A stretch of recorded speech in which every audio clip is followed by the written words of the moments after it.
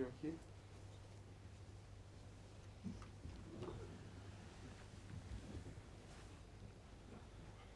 ان کی میٹنگ آج ہے وہاں.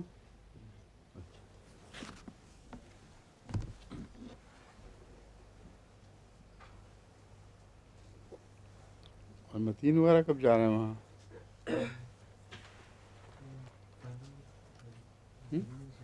جی ہاں، اس کے بعد اس کے متعلق ان کو بریفنگ کر دیں، پھر وہ جائیں. سمجھ گئے؟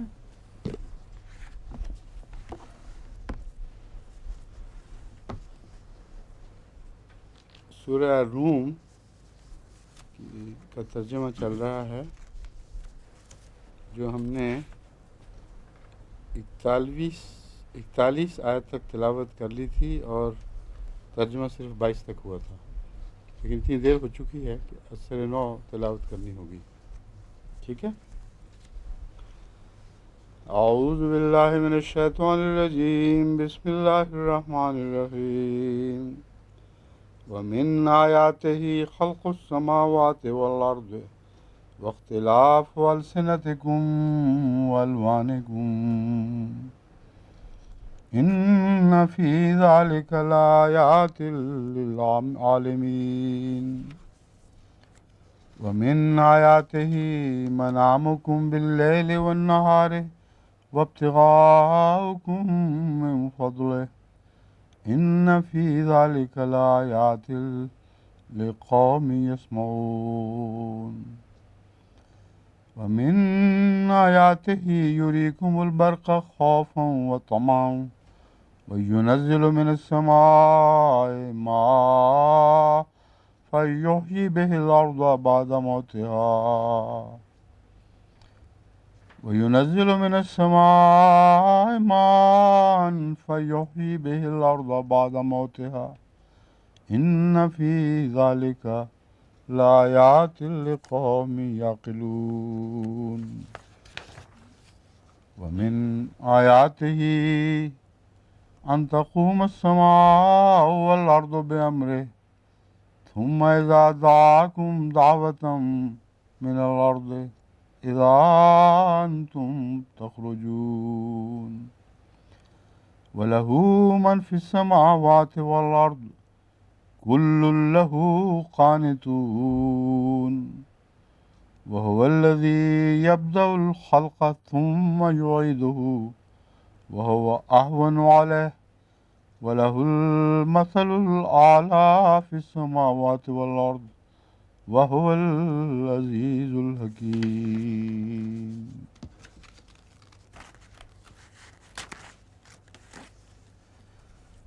اور اللہ تعالیٰ کے نشانات میں سے یا اس کے آیات ہی، نام نہیں مگر ضمیر خدا ہی کی طرف پھر رہی ہے. ومن آیات ہی خلق السماوات والارض، اس کے نشانات میں سے آسمانوں اور زمین کا پیدا کرنا ہے. واختلاف السنتکم والوانکم، اور تمہاری زبانوں اور رنگوں کا اختلاف ہے. ان فی ذالک لآیات للعالمین، عالمین، یقیناً اس میں نشان ہے جاننے والوں کے لیے، علم رکھنے والوں کے لیے. میں اسے پہلے بھی کئی دفعہ عالمین پڑھ چکا ہوں، جہانوں کے نسبت سے مضمون برابر ٹھیک ٹھہرتا ہے، مگر یہاں عالم خاص طور پر مذکور ہے جس کا تعلق ان نشانات سے ہے جو بیان کیے گئے ہیں. یہ ہے پہلی بات سوچنے والی. من آیات ہی خلق السماوات والارض واختلاف السنتکم والوانکم، زمین و آسمان کا پیدا کرنا اور زبانوں کا اور رنگوں کا بدلنا، یہ اس کے نشانوں میں سے ہے. اور اس میں عالموں کے لیے نشان ہے. کس لیے عالموں کے لیے نشان ہے؟ ہر ایک کے لیے نہیں. قمر الدین صاحب آپ بتائیں. اس میں ہر جگہ اس مضمون کی آیتوں میں نشانات کا تعلق کسی کے ساتھ جوڑا ہوا ہے. اور یہ جو تعلق ہے یہ اپنی ذات میں ان مضامین کی اہمیت کو واضح کرتا ہے. سمجھیں؟ پوری تفسیر ہے اس چناؤ میں کہ کس کے لیے نشان ہے، کس کے لیے نشان ہے، کس کے لیے نشان ہے. اس ذکر میں ہی ان آیات کی بہت بھاری تفسیر موجود ہے اور وسیع مضامین سامنے آتے ہیں جن کے متعلق یہ باتیں بیان کی جا رہی ہیں، یہ امور بیان فرمائے جا رہے ہیں. بتائیں یہ کیوں ہے؟ عالم کے ساتھ کیا تعلق ہے اس کا؟ کیونکہ جو فائدہ اٹھانے والے تو عالم لوگ ہی کر سکتے ہیں. نہیں، ضروری تو میں نہیں سے ہے. بہت سے فائدہ اٹھانے والے بغیر علم کے بھی فائدہ اٹھاتے ہیں. جو گہرائیوں تک وہ پہنچ سکتا ہے نا، وہ تو عالم ہی کیا کر گہرائیاں سکتا ہیں یہاں بتائیں؟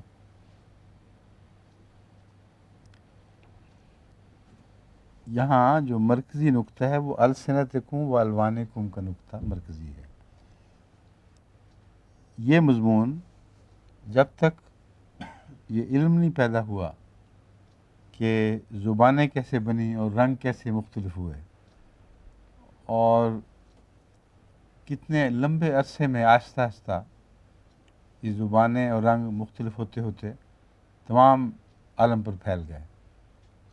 یہ دو گہرے علمی مضامین ہیں جن کی سائنسز اس زمانے میں وجود میں ہی نہیں آئی تھیں جب قرآن کریم یہ دعویٰ فرما رہا ہے. علم السنہ کا بحیثیت خود ایک کوئی مضمون نہیں تھا، کوئی اس کا ذکر نہیں ملتا کہیں بھی کہ اس زمانے میں علم السنہ اس رنگ میں پایا جاتا تھا. اور رنگوں کا اختلاف یہ بھی ایسی قابل غور بات نہیں تھی جس پہ لوگ سوچتے ہوں کہ کیوں اختلاف ہوا. سمجھ گئے؟ لیکن اس میں ایک اور مضمون بھی ہے، وہ یہ کہ اگر یہ اختلاف السنہ اور اختلاف الوان الگ الگ ہوا تھا، یعنی پیدائش کے لحاظ سے الگ الگ تھا، تو اس میں کچھ اور قسم کے نشان ہوں گے. اور اگر ایک ہی چیز سے پھوٹا ہے سب کچھ تو پھر اس میں اور قسم کے نشان ہوں گے.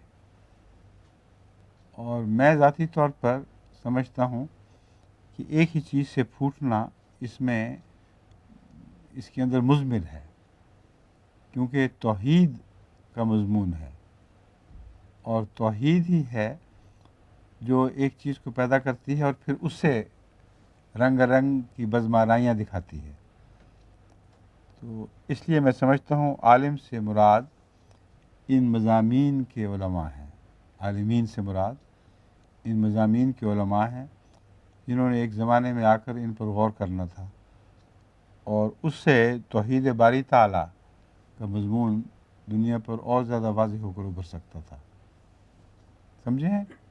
یہ میرے نزدیک ایک مثمر معنی ہے اس ترجمے کے اندر. اب اگلا مضمون ہے وہ بڑا دلچسپ ہے، اس کا قوم یسمعون سے تعلق ہے.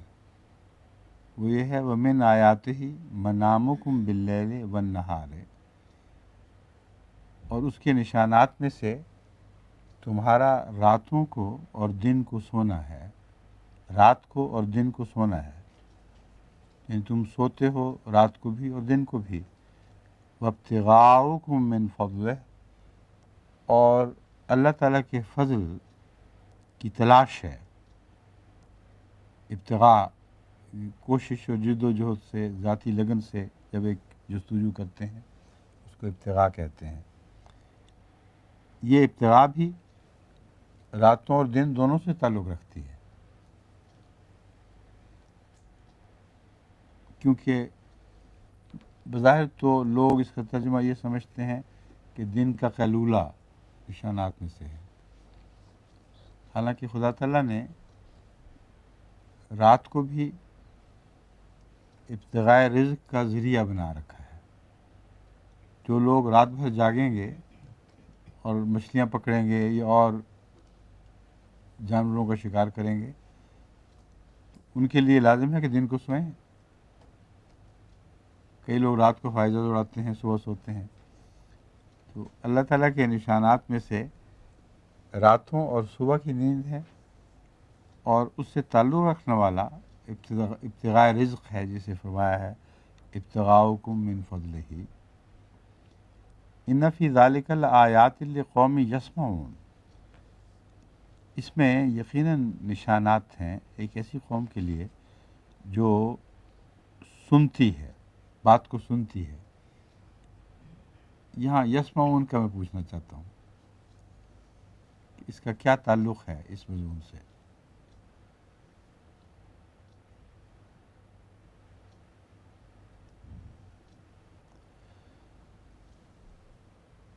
اس طرف ہمارے پاس ماشاءاللہ بڑے بڑے علماء بیٹھے ہوئے ہیں، وہ کچھ نہ کچھ خیال آرائیاں کریں گے اس پر. مومن صاحب سے شروع ہوتے ہیں ہم. عادل ان دونوں نے سر ہلایا کہ آواز نہ آئے، حالانکہ ٹیلی ویژن کیمرہ ان کو دیکھ رہا ہے.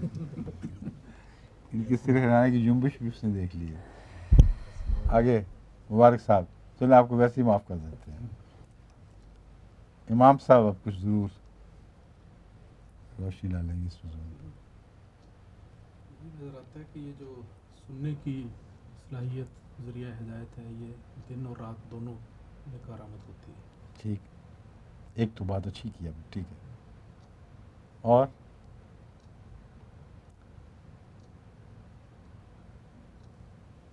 یہ امام صاحب نے بات بہت پتے کی ہے، جو اس آیت سے گہرا تعلق رکھنے والی ہے، کہ یہاں رات اور دن دونوں کا ذکر چل رہا ہے.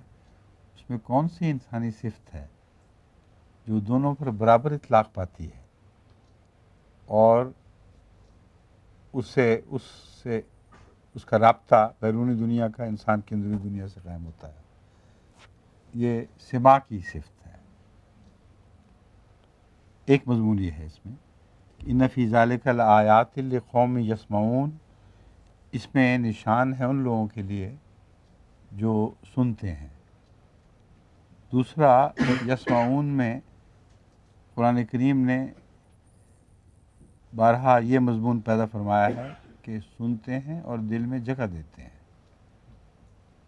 تو اگر سرسری نظر سے ان باتوں کو معلوم کیا جائے تو حقیقت میں ان کے اندر مثمر نشانات دکھائی نہیں دیں گے، اور اگر سرسری نظر سے سرسری کانوں سے ان باتوں کو سنا جائے تو ان میں مثمر نشانات سنائی نہیں دیں گے.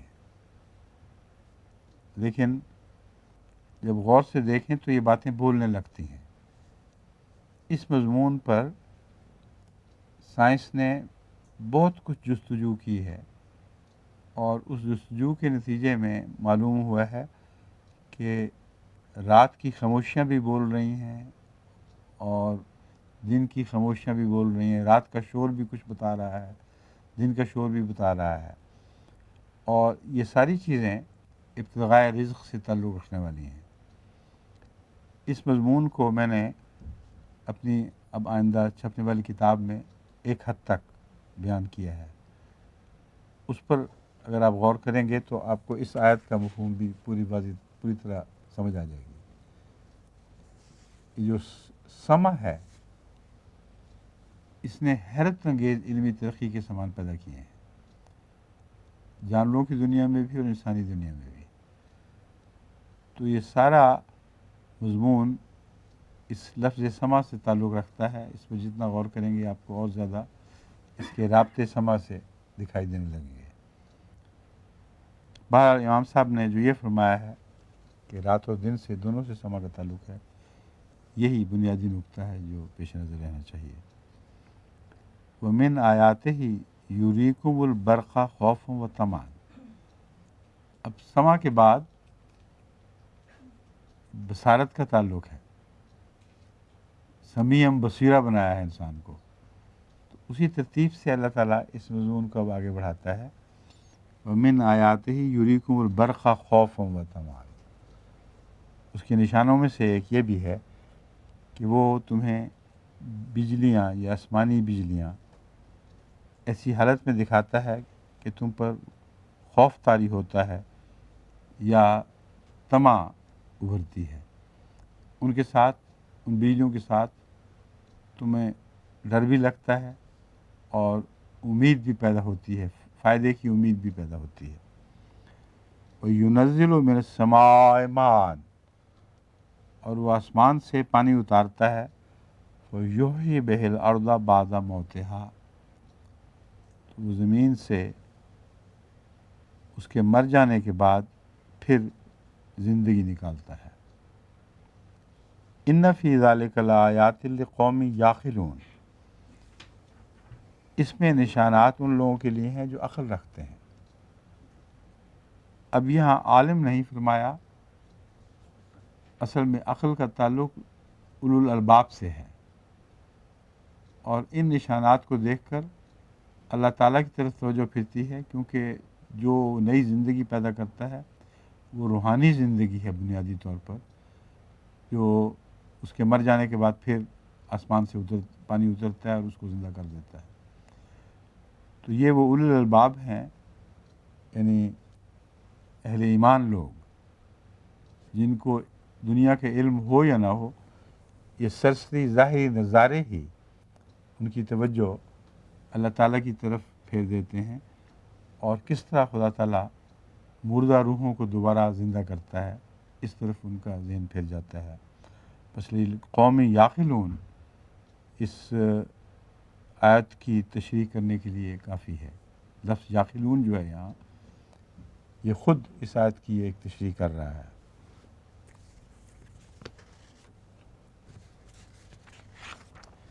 وَمِنْ آیَاتِهِ أَن تَقُومَ السَّمَاءُ وَالْأَرْضُ بِأَمْرِهِ ثُمَّ إِذَا دَعَاكُمْ دَعْوَةً مِنَ الْأَرْضِ إِذَا أَنْتُمْ تَخْرُجُونَ.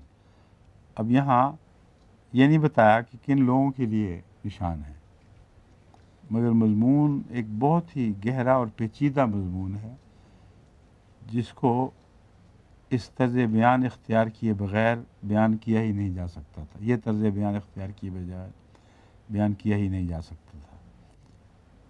میں آپ سے سب سے پہلے یہ پوچھنا چاہتا ہوں کہ اذا دعاکم دعوتم کا تعلق من الارض سے ہے یا نہیں؟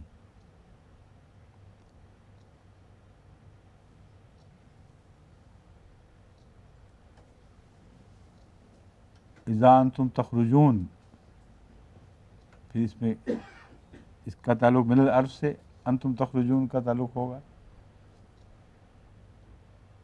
دعوتاً اگر زمین سے ہے تو زمین کی طرف بلایا گیا ہے،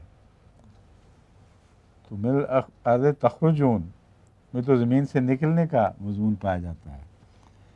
اس لیے بیچ میں جو من الارض رکھا گیا ہے، اس میں کیا حکمت ہے؟ اس کا سادہ ترجمہ یوں ہوگا، اور اس کے نشانات میں سے یہ بھی ہے کہ اس نے آسمانوں اور زمین کو کھڑا کیا ہے اپنے حکم کے ساتھ.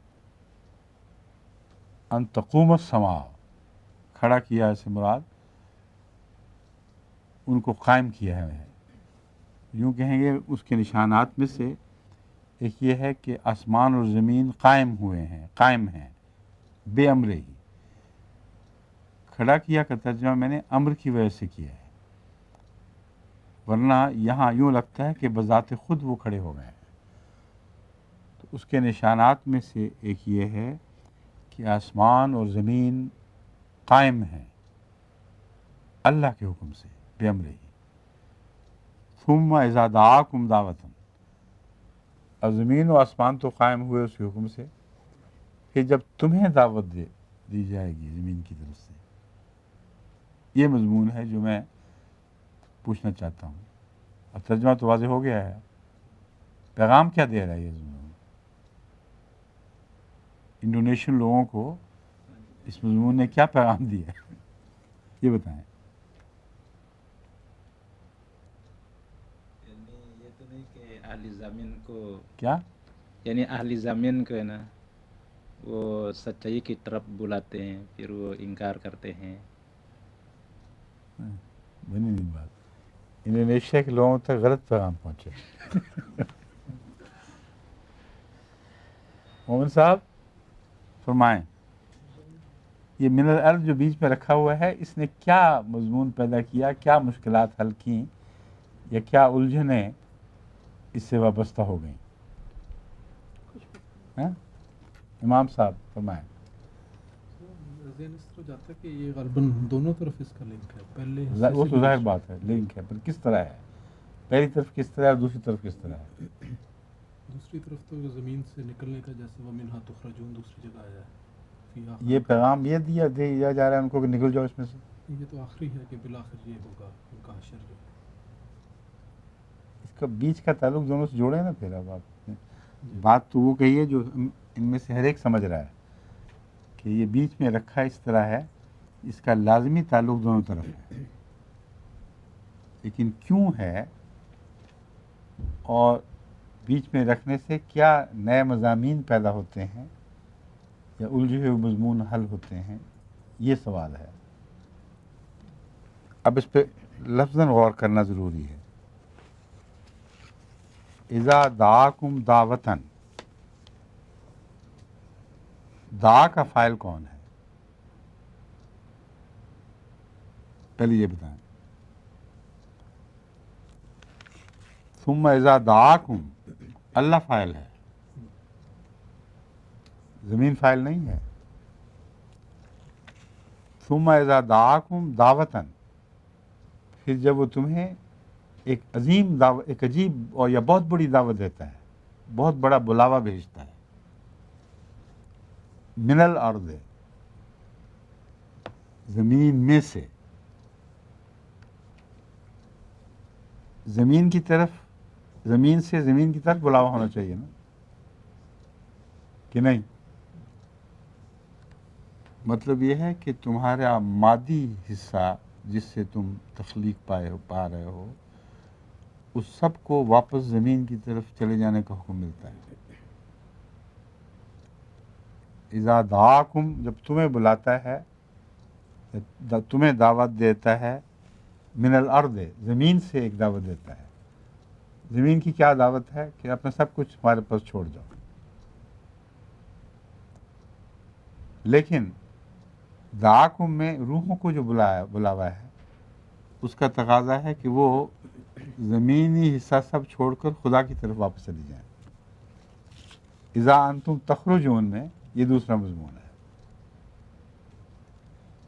जब तुम्हें ज़मीन से खुदा ताला एक हैरत अंगेज़ अजीब सी दावत देता है, उसके नतीजे में तुम अपना मादी हिस्सा ज़मीन में छोड़ते हो, क्योंकि वो दावत ज़मीन से आती है, आ जाओ वापस, और वही दावत आसमान से उतर रही है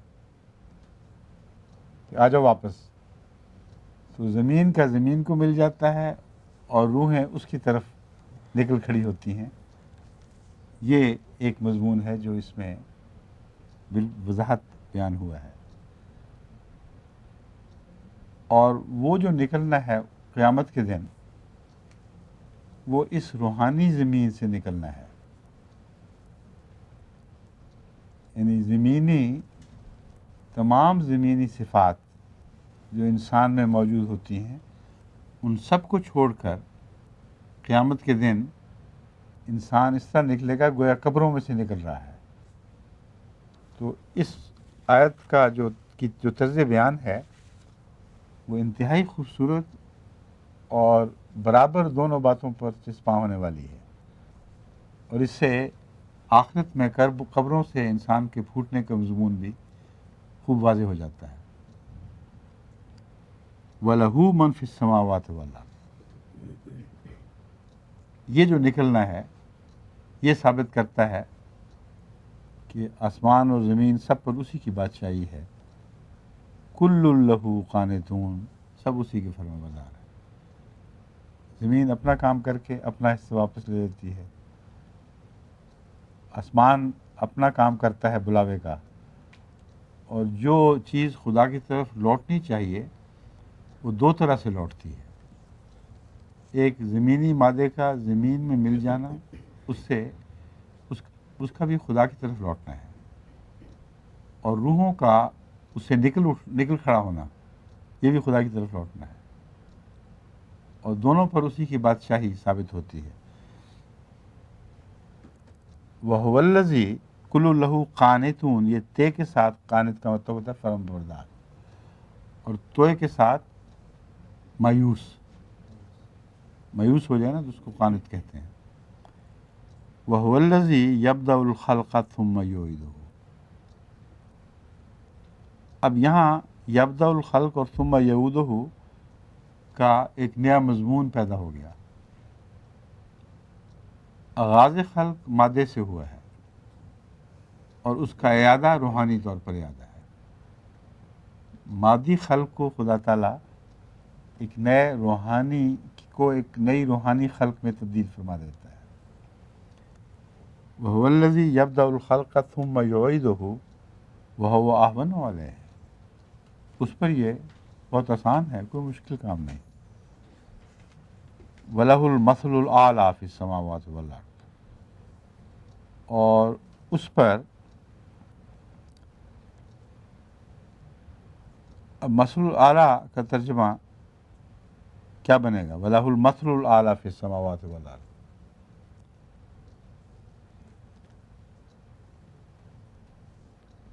سب سے اعلیٰ مثال اب کریں گے، مطلب یہ ہے کہ اس کی صفات، اعلیٰ صفات میں گویا درجہ بدرجہ دوسرے لوگ بھی شامل ہوتے ہیں. وَلَهُ الْمَثْلُ الْأَعْلَى سے مراد میرے ذہن میں یہ آتی ہے کہ اس کی مثال ہر دوسری مثال سے مشابہ ہونے میں بلند تر ہے.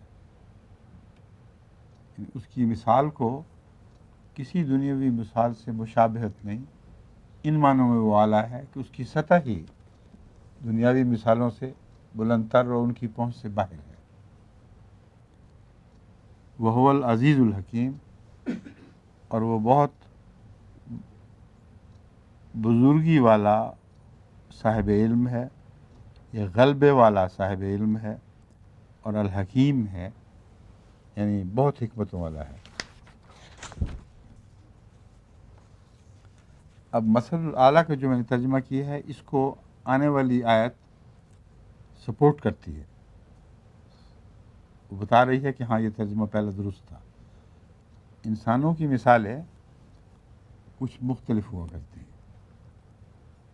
خدا تعالیٰ کی مثال ان مثالوں سے مشابہت نہیں رکھتی، بلکہ اپنے دائرے میں خود اپنی ایک مثال رکھتی ہے جو دوسری قسم کی مثالوں سے مشتبہ نہیں ہوتی. ضرب لکم مثلا من انفسکم. وہی اللہ ہے جس نے تمہارے لیے تمہاری اپنی ہی مثال بیان فرمائی ہے. تم لوگوں کی مثال کیا ہے؟ هل لکم مما ملکت ایمانکم من شرکاء فیما رزقناہم فانتم فیہ سواء تخافونہم کخیفتکم انفسکم. یہ جو مضمون ہے اس میں صرف اختلاف ہی نہیں بلکہ ایک قدر اشتراک بھی بیان ہوئی ہے، اور وہ قدر اشتراک خدا تعالیٰ کے اوپر حرف نہیں لاتی، بلکہ وہ قدر اشتراک ایک اور مضمون کو سمجھا رہی ہے کہ خدا کو ایسا ہی ہونا چاہیے تھا. یہ بات جب میں سمجھاؤں گا اس آیت کی تفصیل تو پھر آپ کو سمجھ آ جائے گی. ضربکم مثلا من انفسکم. اس نے تمہاری اپنی جانوں ہی میں سے، تمہاری زندگیوں ہی سے ایک مثال پیش کی ہے، بیان کی ہے. تلاوت بھی ہونے والی ہے. ہونے والی ہے؟ اچھا، ہاں ٹھیک ہے. بولتے کیوں نہیں؟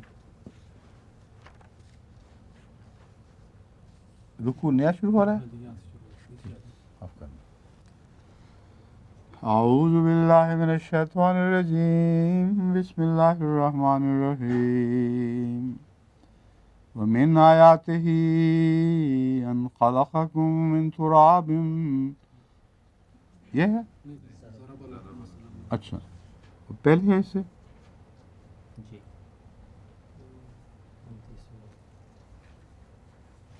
وہ کہاں گئی آیت؟ 29 میں ہے. ہوں؟ ضرب لکم جو بھی ہے.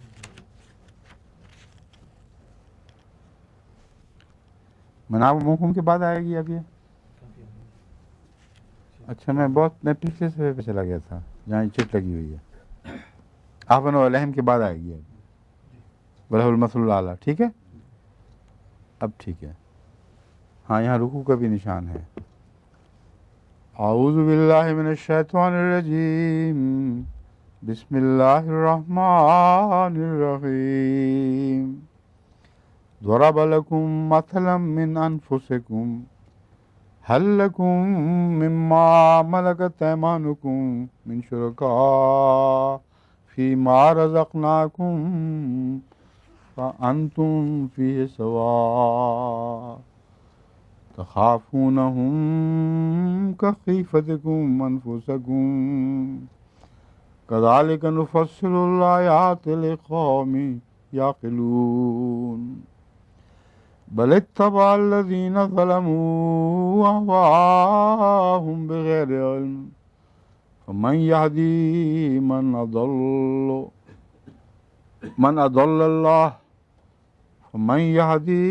أضل الله وما لهم من ناصرين. اسی سے پڑھنا چاہیے. یہاں حرف مٹے ہوئے ہیں کچھ. کون سی آیت تھی یہ؟ ٹھیک ہے.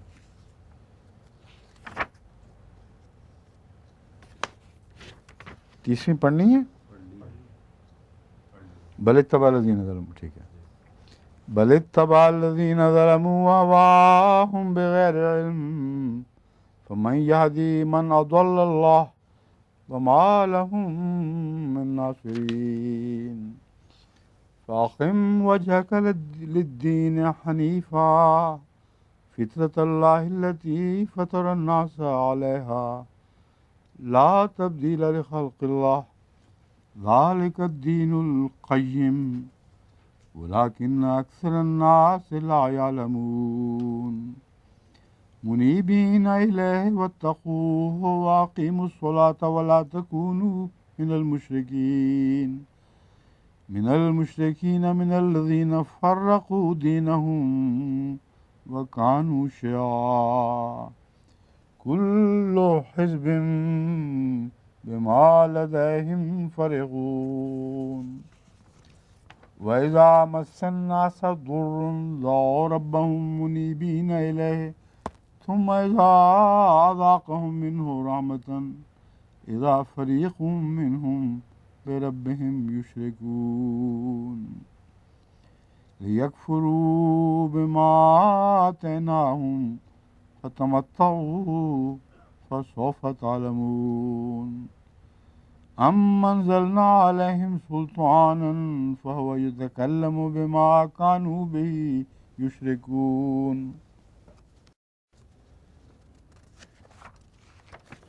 وإذا أذقنا الناس رحمة فرحوا بها وإن تصبهم سيئة بما قدمت أيديهم إذا هم يقنطون.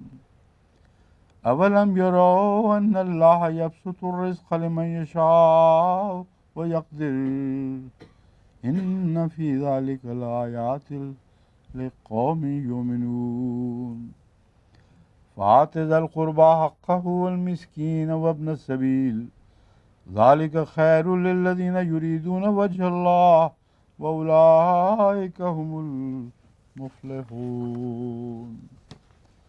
وما آتيتم من ربا ليربو في أموال الناس فلا يربو عند الله وما آتيتم من زكاة تريدون وجه الله فأولئك هم المضعفون. الله الذي خلقكم ثم رزقكم ثم يميتكم ثم يحييكم هل من شركائكم من يفعل من ذلكم من شيء سبحانه وتعالى عما يشركون.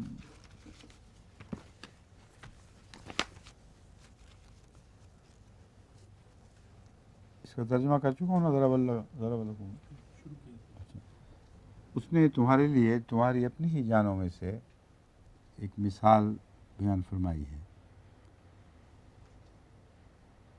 حل لکم مما ملکت ایمانکم من شرکاء فیما رزقناکم وانتم فی سواء فتخافونکم. کیا ان لوگوں میں سے جو تمہارے قبضے میں ہیں ایسے بھی ہیں کہ جو کچھ ہم نے تمہیں رزق عطا فرمایا ہے وہ اس میں شریک ہو گئے ہوں، یہاں تک کہ تم اس شراکت میں بالکل ہم پلہ ایک جیسے ہو اور ایک جیسے ہو جاؤ، اور اپنے لوگوں سے خوف کھانے کی طرح ان سے بھی خوف کھاؤ. اسی طرح ہم آیات کو خوب کھول کھول کر بیان کرتے ہیں ان لوگوں کے لیے جو عقل کرتے ہیں. یہ مثال کیا ظاہر کر رہی ہے؟ حل لکم مما ملکت ایمانکم من شرک، کیا تمہارا ایسا بھی کوئی غلام ہے من شرکاء فیما رزقناکم، جو اس رزق میں تمہارا شریک ہو جو ہم نے تمہیں عطا فرمایا ہے. یعنی کوئی عبد بھی اپنے مالک کے رزق میں شریک نہیں ہوا کرتا. وہ رزق جو اس نے اس مالک کو عطا فرمایا ہے اس میں اس کا غلام شریک نہیں ہوا کرتا.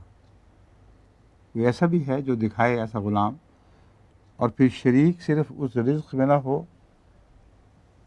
بلکہ تم ان سے اپنے نوکروں اپنے غلاموں سے اسی طرح خوف کھاؤ جیسے تم اپنے لوگوں سے خوف کھاتے ہو. یہاں ایک آزاد طبقہ ہے جو ملکیت کے حقوق رکھتا ہے، ایک غلام طبقہ ہے جس پر وہ ملکیت کے حقوق رکھتا ہے. تو آزاد طبقہ اپنے جیسوں سے خوف کھاتا ہے کیونکہ وہ اپنی زندگی میں اور اپنے افعال میں آزاد ہوتے ہیں، مگر آزاد طبقہ اس سے خوف نہیں کھا سکتا جو خود مملوک ہو اور اس میں اپنے فیصلے کی کوئی طاقت ہی نہ ہو، نہ کسی چیز پر اختیار ہو، کسی پہلو سے بھی وہ اپنے آقا کو نقصان نہ پہنچا سکتا ہو. تو اللہ تعالیٰ فرماتا ہے کیا تمہارے ایسے بھی غلام کیا تم نے اپنے ایسے بھی غلام دیکھے ہیں گویا جن سے تم اسی طرح ڈرتے ہو جس طرح تم اپنے آزاد لوگوں سے ڈرتے ہو. بالا کلاس جس کو کمیونسٹ اسلام میں کلاس کہا جاتا ہے، اس کلاس سے ڈرتے ہو جو غالب کلاس ہے.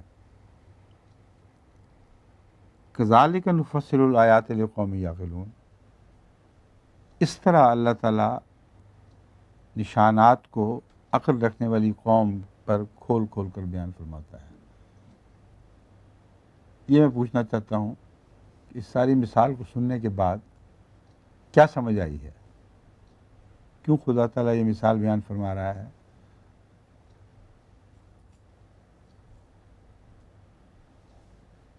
بتائیں.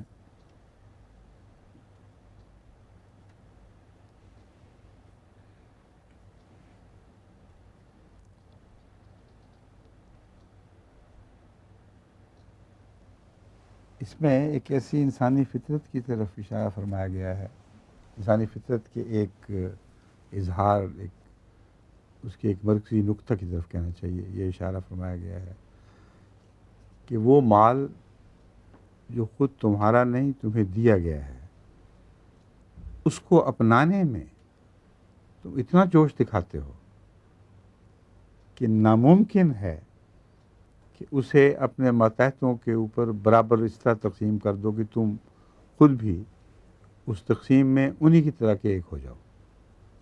یہ ناممکن ہے. اور وہ تمام طاقتیں جن کے ذریعے انسان کسی کو گزن پہنچا سکتا ہے ان طاقتوں میں بھی تم برابر کے حصے دار بن جاؤ، یہ ناممکن ہے.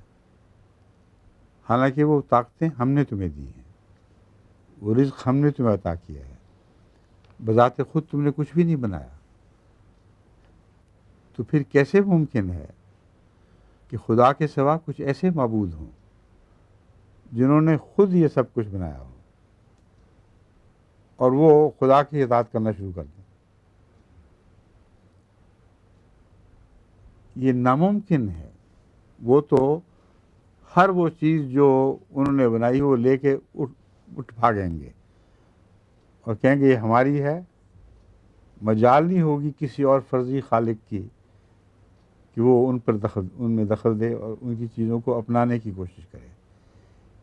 اس مضمون کو اللہ تعالیٰ نے دوسری جگہ کھولا ہے زمین و آسمان میں فساد کے رونما ہونے کے تعلق میں. فرمایا اگر یہ کچھ ہو تو فساد برپا ہو جائے. بس اس پہلو سے ایک اختلاف بھی ہے جو انسان کا اس مثال میں ظاہر کیا گیا ہے اللہ تعالیٰ سے، اور ایک قدر اشتراک بھی ہے جو اس کی توحید کے مضمون کو خوب کھولتی ہے. اختلاف یہ بیان فرمایا گیا کہ تم ہم جیسے ہو ہی نہیں سکتے، کیونکہ جو کچھ ہم نے تمہیں دیا ہے وہ تم لیتے ہو اور پھر اسے ناحق اپنا بیٹھتے ہو. اس کے باوجود تم ہم جیسے نہیں ہو سکتے کیونکہ تمہارا اپنا بنایا ہوا کچھ بھی نہیں ہے. لیکن ان معنوں میں تم ہم جیسے ہو سکتے ہو کہ جو چیز تم اپنی سمجھو اس پر قبضہ جماؤ، خواہ وہ تمہاری ہو یا نہ ہو. جو کچھ بھی تم اپنا سمجھو اس پر لازماً قبضہ جماؤ. بس ہم نے اگر ساری کائنات پیدا کی ہے تو ہمارا اولین حق ہے کہ اس پر قبضہ جمائیں، کیونکہ واقعتاً وہ ہماری ہے. جبکہ تمہارا حق نہیں ہے کہ اس کی دی ہوئی چیزوں پہ اس طرح قبضہ جما بیٹھو کہ گویا دو قسم کے طبقات خدا نے ہمیشہ کے لیے پیدا کر دیے ہیں، ایک مالکوں کا اور ایک مملوکوں کا. تو بسا اوقات یہ آیت جو اشتراکی لوگ ہیں ان کے ذہن میں یہ غلط تصور پیدا کرتی ہے کہ یہ ہمارے حق میں بیان کی گئی ہے. اس بات کی کو منافقت کی نظر سے دیکھا گیا ہے. عملاً گویا کہ ایک ہی ہونا چاہیے. یہ بالکل غلط ہے. بورژوا اس آیت سے یعنی کیپٹلسٹ اس آیت سے اپنی مرضی کا مضمون نکالیں گے. وہ یہ کہیں گے کہ یہ آیت ثابت کرتی ہے کہ اللہ تعالیٰ نے پیدا کیا ہوا ہے، اس نے یہ تفریق کی ہوئی ہے اور بتایا کہ دیکھو تم واقعتاً گویا یہ استحقاق رکھتے ہو کہ بعض طبقوں کو دبا لو اور ان کو اپنے برابر نہ ہونے دو. ان دونوں مضامین کے ساتھ اس آیت کا کوئی بھی تعلق نہیں. اس کا توحید باری کے ساتھ تعلق ہے جو میں نے بیان کر دیا ہے. سمجھ گئے؟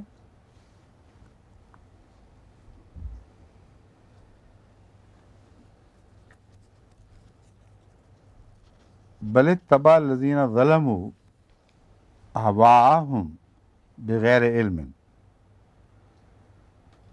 لیکن جن لوگوں نے ظلم کیا انہوں نے عقل اختیار کرنے کی بجائے ان کی پیروی کی جنہوں نے ظلم سے کام لیا تھا. یہاں ظلم سے مراد شرک ہے. یہ جو مضمون گزرا ہے پہلا، یہ توحید باری تعالیٰ کا مضمون ہے. بجائے اس کے کہ لقوم یعقلون میں سے ہو جاتے ہو، انہوں نے یہی چیزیں دیکھی ہیں مگر ان کی پیروی کی جنہوں نے اس سے پہلے شرک کیا تھا. اس لیے زمین و آسمان کی پیدائش اور یہ سارے امور جو بیان ہوئے ہیں ان کے نزدیک کوئی بھی حیثیت نہیں رکھتے. اس لیے فرمایا فَمَن يَهْدِي مَنْ أَضَلَّ اللَّهُ، پس جس کو اللہ تعالیٰ گمراہ قرار دے اس کو کون ہدایت دے سکتا ہے؟ ایک ہی قسم کی باتوں پر غور کرنے کے نتیجہ میں انسان توحید باری تعالیٰ کا مضمون بھی پا لیتا ہے اور شرک کا مضمون بھی اس پر واضح ہوتا ہے. یہی آیت جو گزری ہے اس میں شریک کا مضمون بھی آتا ہے. تو جو واضح جاہل لوگ ہیں وہ ان لوگوں کی پیروی کرتے ہیں جنہوں نے پہلے بھی شرک کا مضمون اختیار کیا تھا اپنے لیے اور توحید کی طرف ہدایت نہیں پائی تھی.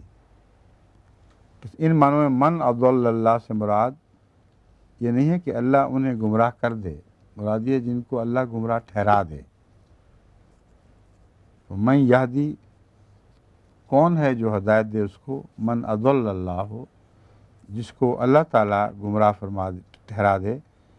وما لهم من ناصرین، اور جن کو خدا تعالیٰ گمراہ ٹھہرا دیتا ہے ان کے لیے کوئی مددگار نہیں رہتے، ان کو گمراہ ٹھہرانے کے بعد اس کے عواقب سے، گمراہی کے عواقب سے بچانے والا کوئی نہیں ہوا کرتا۔ فَأَقِمْ وَجْهَكَ لِلدِّينِ حَنِيفًا، پس اپنی توجہ دین حنیف کی طرف سیدھی کر لو۔ وہ کون سا دین حنیف ہے؟ جس کی طرف انسان کو اپنی توجہ خالص کرنے کا حکم دیا گیا ہے، اور اقم کا لفظ استعمال ہوا ہے، یعنی اپنی توجہ کو قائم کر لو کہ پھر یہ گرے نہیں، پھر ادھر یا ادھر نہ ہٹے، وہ توجہ جو مستقل ہو، وہ دین حنیف کی طرف کر لو۔ فطرت اللہ التی فطر الناس علیہا، یہ وہ فطرت ہے اللہ کی جس پر اس نے انسانوں کو پیدا کیا ہے۔ لا تبدیل لخلق اللہ، اللہ کی خلق میں کوئی تبدیلی نہیں۔ ذالک الدین القیم، اس سے پہلے دین قیم کا جو ذکر گزرا ہے، اب یہ اسی کی طرف اشارہ کر رہا ہے اور اس کو کھول کر بیان کر رہا ہے۔ یہ ہوتا ہے دین قیم۔ ولیکن اکثر الناس لا یعلمون، لیکن اکثر لوگ علم نہیں رکھتے۔ سمجھے؟ یہ مضمون ایسا ہے جو بالکل کھلا کھلا اور واضح ہے، مگر فطرت اللہ سے کیا مراد ہے اور اپنی فطرت پر پیدا کیا ہے، اس سے کیا مراد ہے؟ اس میں جو ہمارے مفسرین ہیں وہ بنیادی اختلاف رکھتے ہیں، اس لیے دونوں ترجموں کا سننا اور سمجھنا ضروری ہے۔ بعض مفسرین کے نزدیک اللہ کی فطرت پر کوئی چیز پیدا نہیں ہو سکتی، کیونکہ اللہ کی فطرت بالکل الگ ہے، مگر وہ فطرت جس پر اللہ انسانوں کو پیدا کرنا چاہے، وہ بھی اللہ ہی کی فطرت ہے جس پر وہ انسانوں کو پیدا کرتا ہے۔ یعنی فطرت اللہ سے مراد یہ ہے کہ اللہ تعالیٰ کی اختیار کردہ فطرت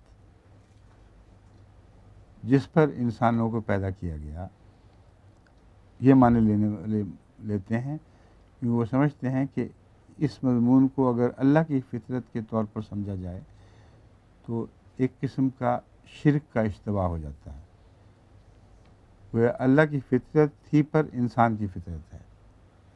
سمجھ گئے ہیں اس وجہ کو کہ کیوں وہ یہ ترجمہ کرتے ہیں۔ میں جس ترجمے کو اختیار کرتا ہوں اور درست سمجھنے کے باوجود شرک کی میرونی سے پاک سمجھتا ہوں، وہ یہی سیدھا سادہ ترجمہ ہے جو بائبل سے بھی بائبل کی ایک آیت سے بھی تقویت پاتا ہے کہ انسان کو خدا تعالیٰ نے اپنی سرشت پر پیدا کیا۔ سمجھ گئے ہیں؟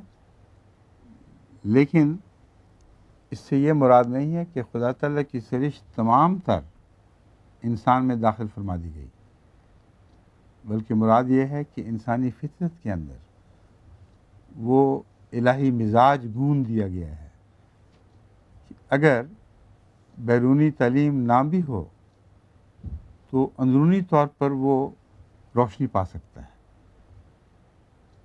اور اگر بیرونی تعلیم نازل ہو جائے تو نور علی نور بن جائے گا۔ یہ معنی جو ہیں یہ ہرگز شرک پیدا نہیں کرتے، بلکہ خدا تعالیٰ نے انسان کو دو راہیں عطا کر دی ہیں۔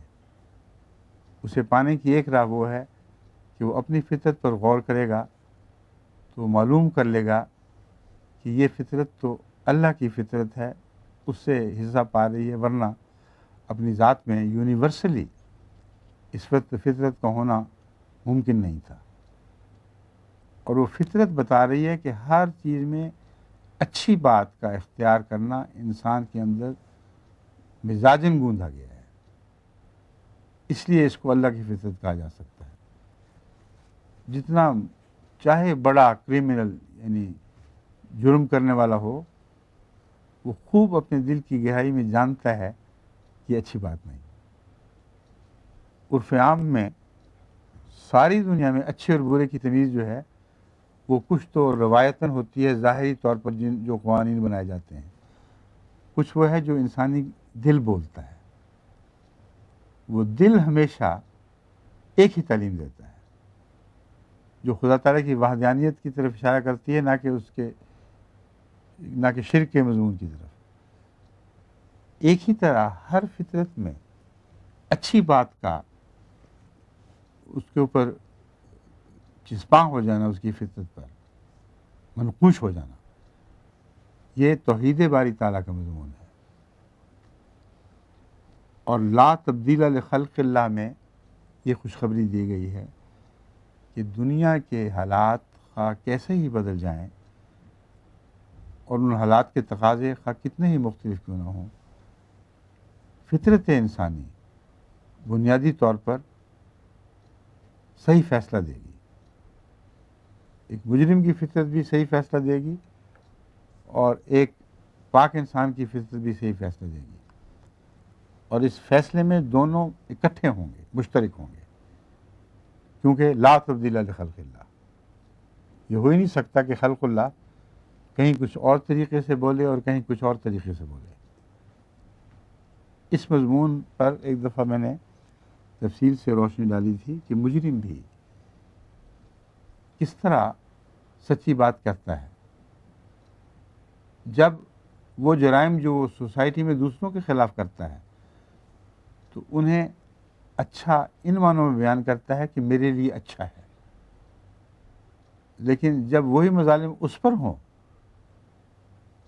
تو بڑی شدت سے ان کی برائی بیان کرتا ہے۔ وہ فطرت کی آواز ہے، وہ نہیں چاہتا کہ کسی انسان سے ایسا سلوک ہو، اور جب اس سے ہو تو پھر اس کو یاد آ جاتی ہے کہ یاد یہ آئے نہ آئے، اس کو پتہ چلتا ہے یہ عادت بری ہے، حالانکہ وہی عادت وہ غیروں کے لیے اختیار کرتے ہوئے اسے اچھا قرار دے رہا ہوتا ہے۔ تو لا تبدیل لخلق اللہ میں یہ ہے کہ ایک مجرم کی فطرت بھی دراصل نہیں بدلتی،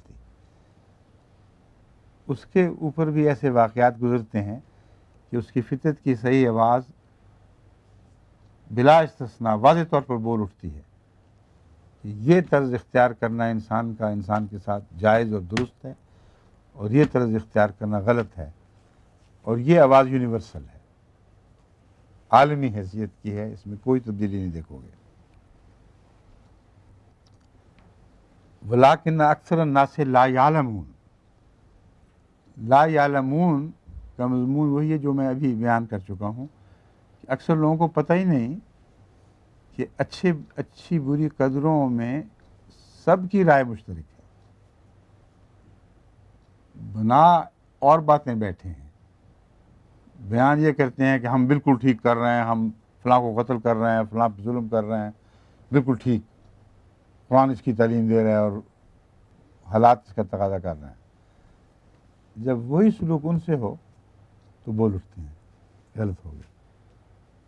اب مذہبی اختلاف کے نتیجے میں پاکستان میں جو احمدیوں پر مظالم توڑے جا رہے ہیں ان کے لیے دینی جواز تلاش کیا جاتا ہے جو فطرت انسانی کے خلاف ہے، اس لیے دینی جواز ہو ہی نہیں سکتا۔